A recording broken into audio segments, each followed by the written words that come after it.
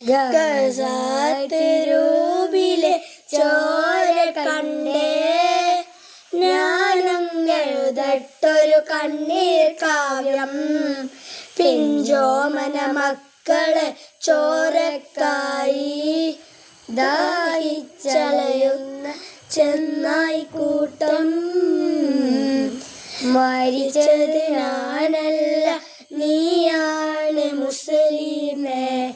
ഫാസിസ തടവറയിൽ അടിമയായി നിൽപ്പോ നീയെന്ന് തീരും.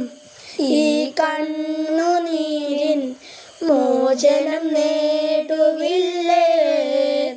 ഫലസ്തീൻ ചിരിയെന്നത് കാണാ കിനാവല്ല.